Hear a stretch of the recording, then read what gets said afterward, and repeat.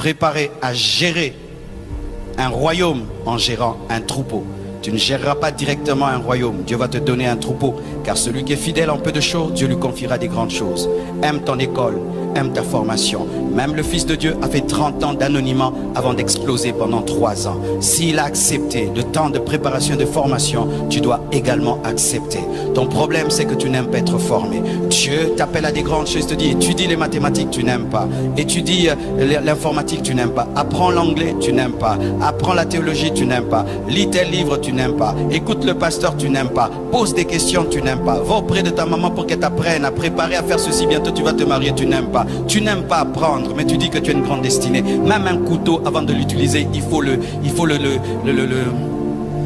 l'aiguiser. Dieu veut t'aiguiser pour que tu coupes des viandes extraordinaires, mais tu ne veux pas. Tu veux que Dieu t'utilise en étant brut, alors qu'aujourd'hui le monde cherche des hommes excellents. Apprenez, apprenez et apprenez. Et un livre toujours en main. Aie toujours un livre que tu lis. Aie toujours un livre que tu lis. Et si tu ne sais pas lire, ne dis pas que ce n'est pas un problème. C'est un grand problème, mon frère. C'est un grand problème. Certains ne savent même pas lire en lingala. Tu ne sais ni lire en français, ni en lingala, ni en chinois. Tu ne sais lire en rien. Et puis tu es calme. Non, ne sois pas calme. Aujourd'hui, je vais un peu te troubler. Peut-être que ton milieu, on ne te dérange pas. Mais en ce temps-ci, ne pas savoir lire, c'est un grand problème. Comment tu vas gérer ton entreprise? Comment tu vas gérer ta comptabilité? Comment tu vas communiquer? Comment tu n'auras pas la totalité de ta destinée? Et aujourd'hui, tu n'es pas obligé d'aller faire la licence pour savoir lire. Il y a des endroits où on apprend à lire. Apprendre à lire, c'est important parce que la plupart des grands secrets sont dans des livres. Même la Bible est un livre. La Bible est un livre. La Bible est un livre. Je vous prêche un livre. La Bible est un livre.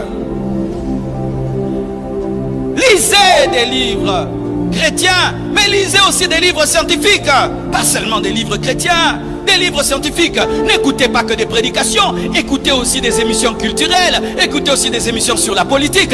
Écoutez aussi des émissions sur les choses qui se passent dans le monde. Des chrétiens, des fois tu vas chez eux à la maison.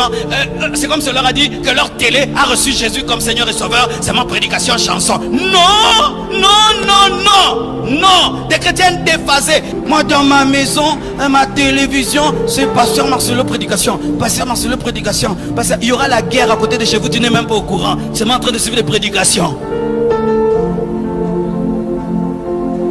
Cultive-toi, cultive-toi, cultive-toi, cultive-toi, cultive-toi, cultive ton esprit, ton âme, cultive-toi, apprends. Et le jour que tu vomiras des choses, car celui qui a mangé les patates douces, vomit les patates douces. Celui qui a mangé les makemba, vomit les makemba. Et quand tu as, alléluia, quand tu as mangé la mathématique, tu vomis la mathématique. J'ai un fils ici, il est professeur à l'université, mais attends ma fort, frère Nissi. Mais il y a beaucoup de frères ici, après le culte, alléluia, alléluia, alléluia, alléluia, alléluia. Non, si tu as une destinée pour devenir un professeur, tu ne dois pas étudier comme tout le monde.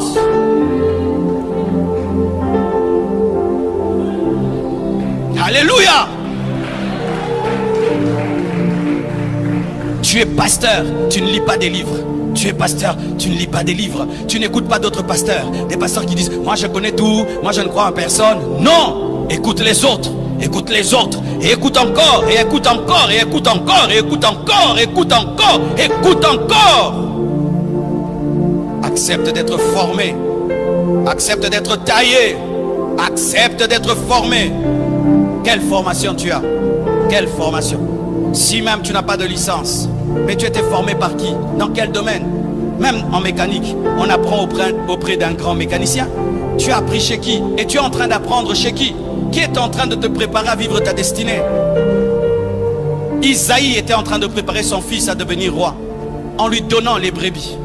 Donner les brebis à David, c'était l'apprendre à gérer. Le leadership, diriger.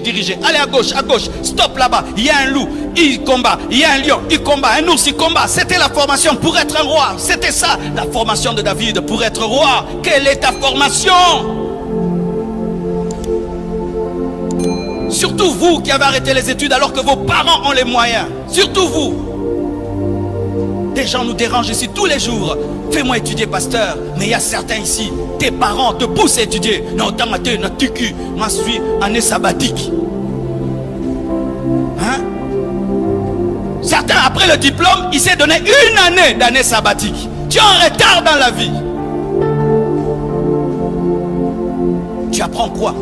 Quel est le livre que tu as à côté de ton lit? À part la Bible, as-tu un livre de chevet? As-tu un livre de chevet?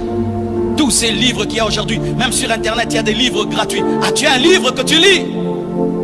Parce que frère, celui qui a de la culture et de la connaissance dans le même domaine que toi te battra.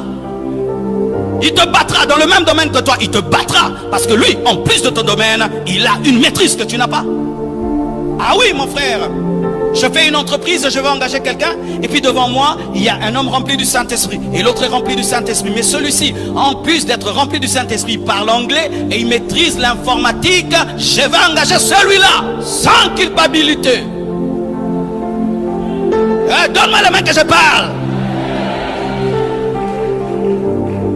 Vous avez toujours l'esprit, il aura pitié de moi. Comment toi tu veux vivre dans la pitié? Ce sont les mendiants qui ont besoin de pitié. Tu n'es pas un mendiant.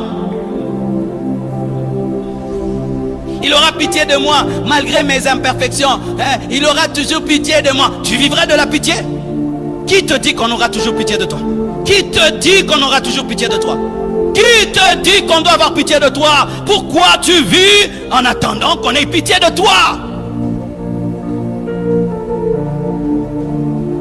Pourquoi tu ne peux pas te travailler de sorte d'être au-delà même de ce qu'on demande?